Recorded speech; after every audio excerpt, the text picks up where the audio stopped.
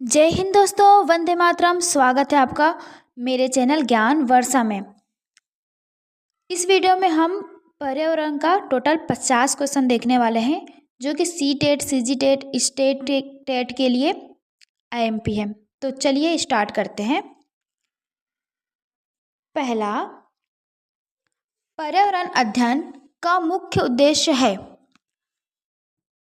रटंत ज्ञान, विषय विशेषज्ञ बनाना, पर्यावरण के प्रति जागरूक करना, केवल परीक्षा पास कराना। तो पर्यावरण अध्ययन का मुख्य उद्देश्य पर्यावरण के प्रति हमको जागरूक बनाना है। Option number C. नेक्स्ट देखते हैं, ईवीएस किस कक्षा तक पढ़ाया जाता है? ईवीएस कक्षा 1 से लेकर 5 तक पढ़ाया जाता है। ईवीएस में कौन सा विषय शामिल नहीं है? तो ईवीएस में निम्न में से गणित शामिल नहीं है। ईवीएस में विज्ञान भी रहता है, सामाजिक अध्ययन भी रहता है और पर्यावरण तो रहता ही है। तो ऑप्शन नंबर सी। नेक्स्ट देखते हैं, ईवीएस का स्वभाव है। ईवीएस का स्वभाव है एक विषयी, बहुविषयी, केवल विज्ञान या केवल समाजशास्त्र।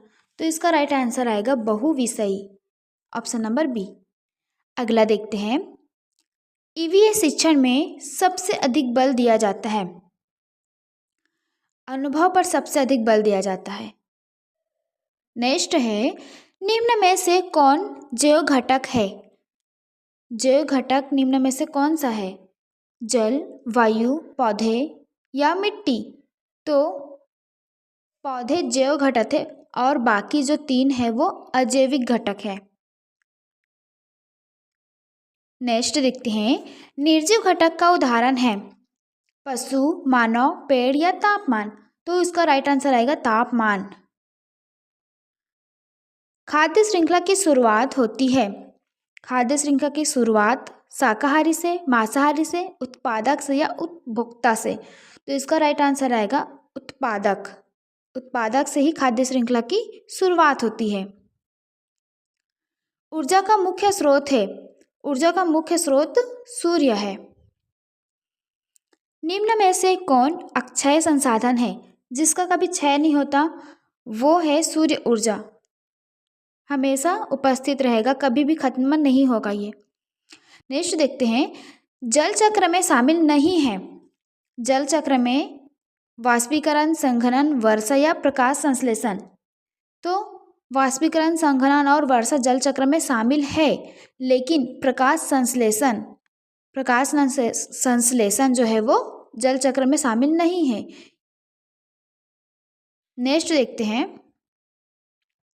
प्रदूषण का प्रमुख कारण है वृक्षारोपण, औद्योगिकीकरण, वर्षा या सिंचाई?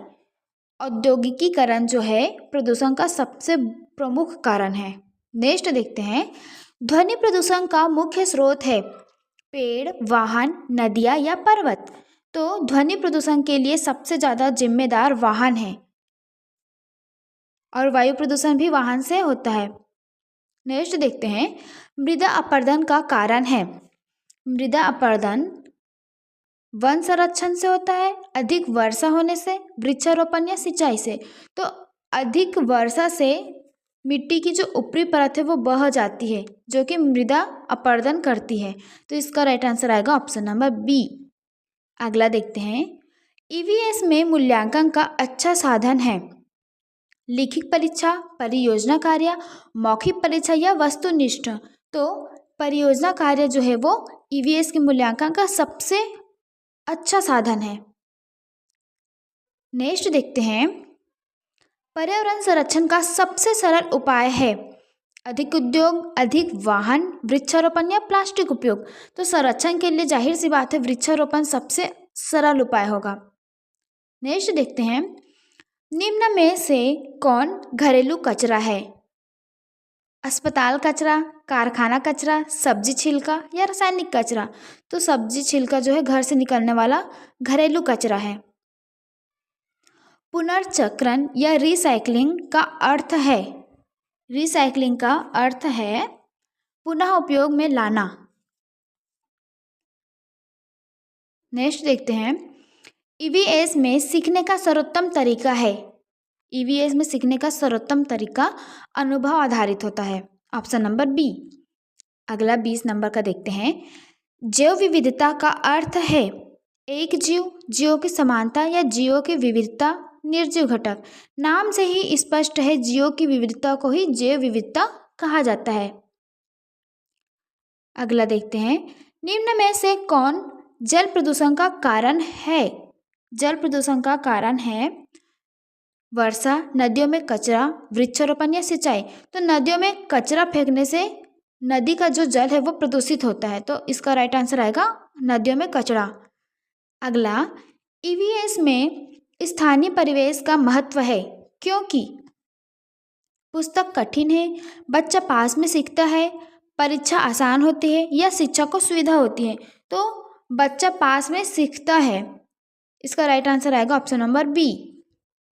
अगला देखते हैं। पर्यावरण संतुलन बिगाड़ने का कारण है। संतुलन बिगड़ने का क्या कारण है? जनसंख्या वृद्धि एक प्रमुख कारण है पर्यावरण संतुलन बिगड़ने का, क्योंकि जैसे जैसे जनसंख्या बढ़ेगी लोगों का जरूरत भी बढ़ेगा, इसीलिए इसका राइट आंसर आएगा जनसंख्या वृद्धि। ईवीएस पाठ्यक्रम किस सिद्धांत पर आधारित है? ईवीएस पाठ्यक्रम किस सिद्धांत पर आधारित है? सरल से कठिन, ज्ञान से अज्ञात, मूर्त से अमूर्त। तो इसका राइट आंसर तीनों आएगा, अर्थात ऑप्शन नंबर डी। नेक्स्ट देखते हैं। ईवीएस में परियोजना कार्य का उद्देश्य है। परियोजना कार्य का उद्देश्य है अनुभव प्रदान करना, ऑप्शन नंबर सी। नेक्स्ट देखते हैं। निम्न में से कौन स्वच्छ ऊर्जा है? स्वच्छ ऊर्जा है कोयला, डीजल, सौर ऊर्जा या पेट्रोल। तो इसका राइट आंसर आएगा सौर ऊर्जा, जो प्रदूषण रहित होता है। नेक्स्ट देखते हैं। ईवीएस शिक्षण में शिक्षक की भूमिका है। शिक्षक की क्या भूमिका है? तो एक मार्गदर्शक के रूप में शिक्षक की भूमिका है। नेक्स्ट देखते हैं। पौधों में भोजन बनता है जड़ में, तना में, पत्ती में या फूल में।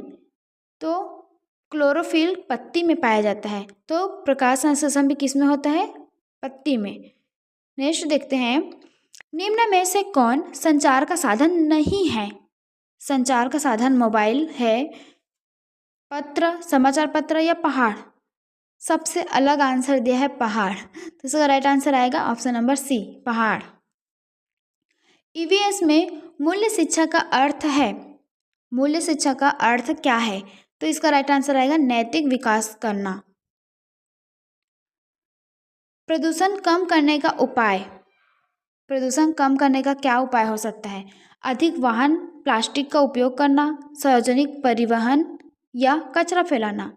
तो सार्वजनिक परिवहन का उपयोग करना प्रदूषण को कम कर सकता है। अगर सबके पास पर्सनल वाहन है परिवहन के लिए तो उससे और ज़्यादा प्रदूषण होता है, किंतु अगर सार्वजनिक परिवहन हम यूज़ करें तो काफ़ी हद तक प्रदूषण को कम किया जा सकता है। नेक्स्ट देखते हैं। ईवीएस में सीखना होना चाहिए। ईवीएस में सीखना होना चाहिए तो जीवन से जुड़ा हुआ होना चाहिए, ऑप्शन नंबर बी। नेक्स्ट देखते हैं। निम्न में से कौन प्राकृतिक आपदा है? सड़क दुर्घटना, भूकंप, युद्ध या आगजनी। तो बाकी तो कृत्रिम या मानव निर्मित हो सकता है या मानव द्वारा हो सकता है, लेकिन जो भूकंप है वो प्राकृतिक आपदा है, तो ऑप्शन नंबर बी। नेक्स्ट है। वन्य जीव संरक्षण आवश्यक है क्योंकि पर्यावरण को संतुलित करने के लिए संरक्षण क्या है? आवश्यक है, ऑप्शन नंबर बी। अगला, स्वच्छ भारत अभियान का उद्देश्य है उद्योग बढ़ाना, स्वच्छता, कर बढ़ाना या जनसंख्या बढ़ाना। तो जाहिर सी बात है स्वच्छ भारत अभियान का उद्देश्य क्या होगा? स्वच्छता। अगला, ईवीएस का संबंध किससे नहीं है? समाज, प्रकृति, बालक या केवल गणित। केवल गणित से ईवीएस का संबंध नहीं है। अगला देखते हैं। वर्षा जल संचयन का लाभ है जल व्यर्थ, जल संरक्षण, प्रदूषण या बाढ़। तो इसका राइट आंसर आएगा जल को संरक्षित करना, संचयन करना, संरक्षित करना। अगला देखते हैं, निम्न में से कौन जीवों का आवास है? घर, आवास स्थल, बाजार या सड़क? तो इसका राइट आंसर आएगा आवास स्थल। घर भी है लेकिन घर केवल मनुष्य का है, और आवास स्थल बोले जाए तो सभी जीव का अपना अपना पर्सनल आवास स्थल रहता है।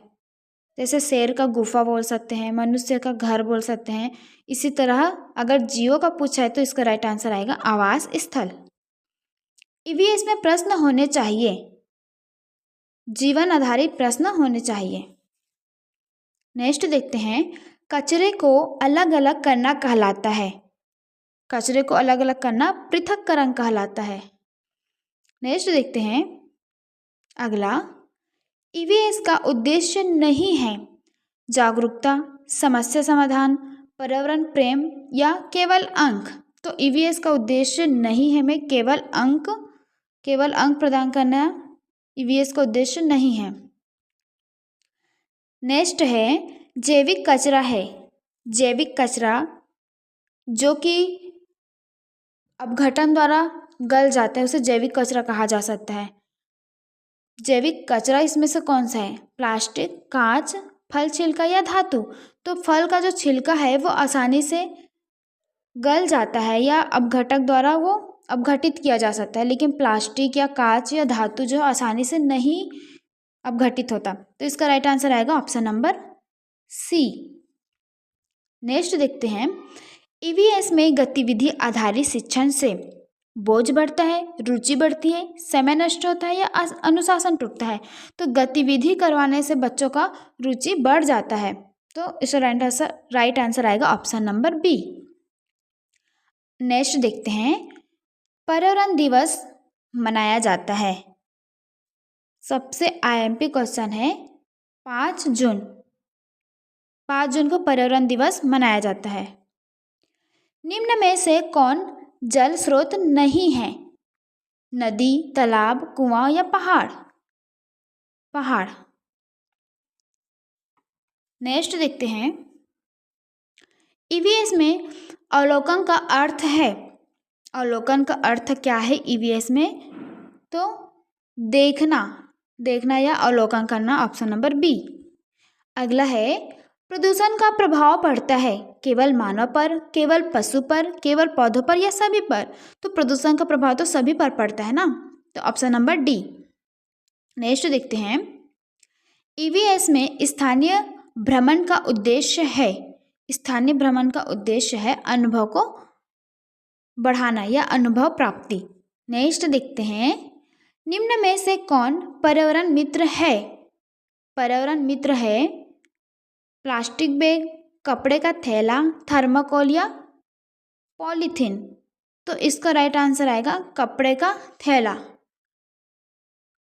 बाकी तीनों जो है वो पर्यावरण के लिए नुकसानदायक है। नेक्स्ट देखते हैं, आज का लास्ट क्वेश्चन है, ईवीएस का मूल्यांकन होना चाहिए केवल परीक्षा आधारित, सतत एवं व्यापक, वर्ष के अंत में होना चाहिए या केवल लिखित होना चाहिए? तो इसका राइट आंसर आएगा ऑप्शन नंबर बी, सतत और व्यापक होना चाहिए मूल्यांकन। वीडियो अच्छी लगे तो प्लीज़ लाइक कीजिएगा और मेरे चैनल को सब्सक्राइब कीजिएगा। Thanks for watching friends, please come back my channel.